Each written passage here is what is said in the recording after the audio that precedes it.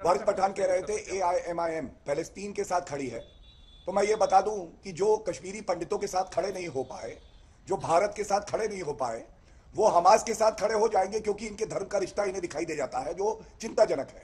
आप बताइए अंजना जी, जब रिहायशी इलाकों में मस्जिदों के अंदर आतंकवादी रखे जाएंगे कई जगह पे, जैसा हमास ने किया है, अस्पतालों के अंदर भी छुपा छुपा के रखेंगे, स्कूलों के अंदर रखेंगे, और उसके बाद हमला होगा और मारे जाएंगे, तो आपकी छाती पीटेंगे। तो क्या यह पूछा नहीं जाएगा वहां के नागरिक क्यों शरण दे रहे थे ऐसे आतंकियों को? 7 अक्टूबर जो हुआ, महिलाओं के साथ बलात्कार हुआ, बच्चों की गर्दन काट दी गई, म्यूजिक फेस्टिवल चल रहा था, निर्दोषों को मारा गया। क्या एक बार भी इन्होंने एक शब्द बोला? तो यही कहेंगे बेगानी शादी में रजाकार दीवाने। अरे भैया, भारत के साथ खड़े हो ना, संविधान पढ़ो, एंट्री 10 है, लिस्ट 1 की, केंद्र सरकार का क्षेत्र अधिकार है।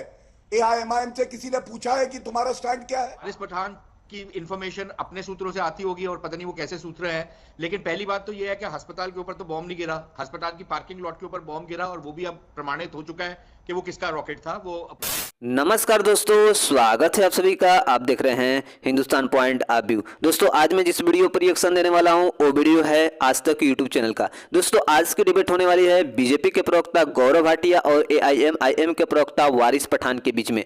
दोस्तों, जब लाइव डिबेट में गौरव भाटिया ने इस ओवैसी के दलाल और चाटुकार प्रवक्ता की अकड़ ठिकाने लगा दी और बताया कि जो कश्मीर और भारत के साथ खड़ा नहीं हो सकता, ये ओवैसी और जाहिल वाली पार्टी आज हमास के आतंकवादियों के साथ खड़ी है।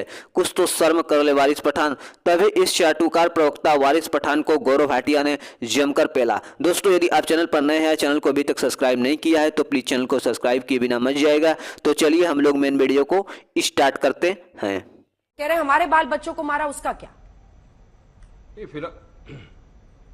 नहीं, इजराइल कर रहा है, कानून का उल्लंघन कर रहा है। इस यूरोपियन कंट्री ने भी कहा था कि ये एक्ट ऑफ टेरर है, ये टेररिज्म है।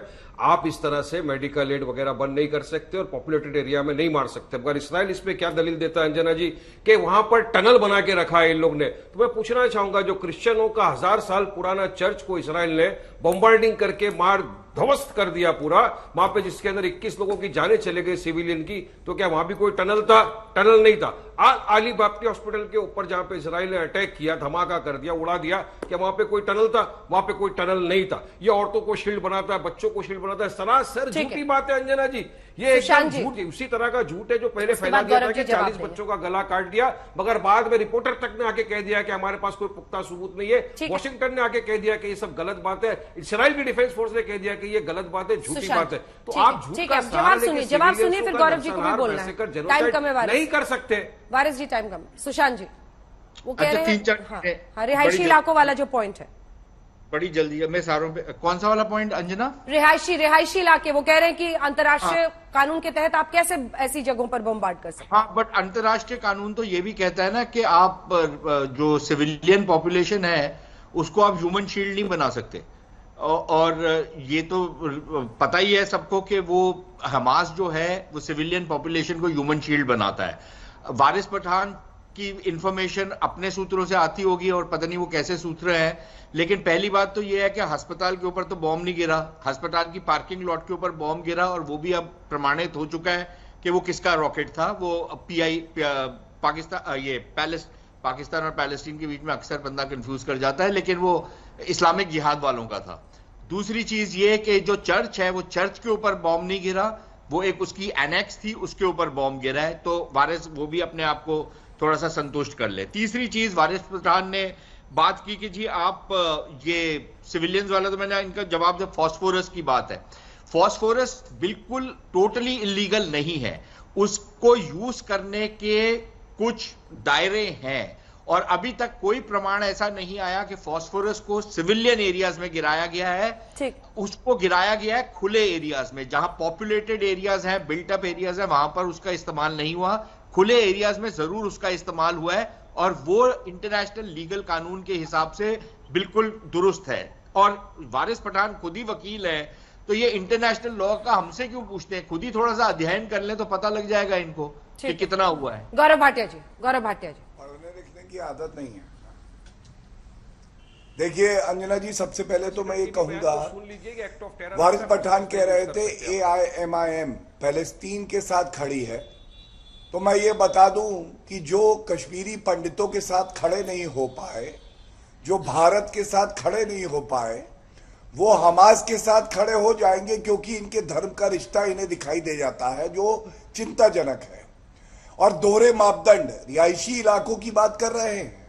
आप बताइए अंजना जी, जब रिहायशी इलाकों में मस्जिदों के अंदर आतंकवादी रखे जाएंगे कई जगह पे, जैसा हमास ने किया है, अस्पतालों के अंदर भी छुपा छुपा के रखेंगे, स्कूलों के अंदर रखेंगे, और उसके बाद हमला होगा और मारे जाएंगे तो अपनी छाती पीटेंगे, तो क्या ये पूछा नहीं जाएगा वहां के नागरिक क्यों शरण दे रहे थे ऐसे आतंकियों को? 7 अक्टूबर जो हुआ, महिलाओं के साथ बलात्कार हुआ, बच्चों की गर्दन काट दी गई, म्यूजिक फेस्टिवल चल रहा था, निर्दोषों को मारा गया। क्या एक बार भी इन्होंने एक शब्द बोला? तो यही कहेंगे बेगानी शादी में रजाकार दीवाने। अरे भैया, भारत के साथ खड़े हो ना, संविधान पढ़ो, एंट्री 10 है, लिस्ट 1 की, केंद्र सरकार का क्षेत्र अधिकार है।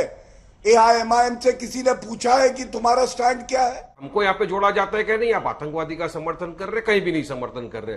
बात नंबर 2, अभी गौरव भाटिया ने कहा कि भारत ने हमास को बोल दिया आतंकवादी है, संगठन है, उसके साथ हमारा कोई ताल्लुक नहीं है। मेरे को Gaurav Bhatia external affairs ministry का या प्रधानमंत्री नरेंद्र मोदी का एक स्टेटमेंट बता दे जहां पर उन्होंने कहा है हमास का अल्फाज तक अपने मुंह से लिया हो। अब अंजना जी, जंग जो है 17वें दिन में आ गया, लेकिन कल का दिन जो था वो कुछ मैक्सिमम वहां के ऊपर इजराइल ने अटैक कर दिया गाजा के अंदर, जिसकी वजह से 436 लोगों की डेथ हो गई सिर्फ गाजा में 24 घंटों में। उसके अंदर 182 बच्चे थे। क्या ये बच्चे भी हमास के थे? बच्चे आतंकवादी थे, बेगुनाह बेकसूर बच्चे थे। तो इजराइल जो है वो हमास का नाम की आड़ में सिर्फ वहां सिविलियन कैजुअलिटीज करता जा रहा है, बेगुनाह बेकसूरों को मारा जा रहा है। अब आपके अभी बड़े बड़े एक्सपर्ट्स बैठे, मैं उनको पूछना चाहूंगा, sir international law of war जो होता है उसमें क्या पॉपुलेटेड सिविलियन जो जगह है वहां पे क्या बॉम्बार्डिंग कर सकते हैं? तो आज भारत ने जो भी ठोस कदम अब तक उठाए हैं, जो बड़ी स्पष्टता से अपना स्टैंड रखा है, उससे हमने क्या पाया है और विश्व ने क्या पाया है। सबसे पहले तो एक बेहतरीन संतुलन भारत ने बनाया है। आप याद करिए, एक बहुत बड़ी आवाज भारत के अंदर से भी कुछ लोगों की और बाकी देशों से भी आ रही थी, हमास का समर्थन कर रहे थे। भारत ने बिल्कुल स्पष्ट कहा, पैलेस्तीन और हमास एक नहीं है, हमास एक आतंकवादी संगठन है, हम इसका समर्थन नहीं कर सकते, पहली बात। दूसरी बात, भारत ने यह सिद्ध कर दिया कि विश्व में अगर कोई मानवता और इंसानियत का स्तंभ है तो वो भारत है। India is the pillar of humanity in the world. ये मैं क्यों कहता हूं? क्योंकि जो निर्दोष मारे गए थे इजराइल में, हम उनके साथ खड़े रहे और कंधे से कंधा मिलाकर खड़े रहे। और ये खबर देखिए आज की भी है और कल भी आ रही थी कि हमने मानवता के आधार पे पैलेस्टाइन में जो दवाइयां भेजनी थी, स्लीपिंग बैग्स थे, जो आवश्यक वस्तुएं थी, वो सब भेजी हैं। ये क्या दर्शाता है कि जो निर्दोष हैं, अगर उनको कोई सहायता चाहिए तो सबसे पहले कोई खड़ा होगा तो वो भारत देश होगा। आपने बिल्कुल सही बात पूछी कि ये जो अस्थिरता है, एक युद्ध चल रहा है, तो भारत इसे कैसे देखता है। मैं समझता हूं भारत वो देश है जिसने हमेशा कहा है कि आतंकवाद का खात्मा होना चाहिए। There is no good terror, bad terror. लेकिन साथ ही साथ क्या कोई देश अहम भूमिका, प्रमुख भूमिका निभा सकता है और शांति बहाल कर सकता है? तो आज पूरा विश्व भारत की तरफ देखता है। क्यों?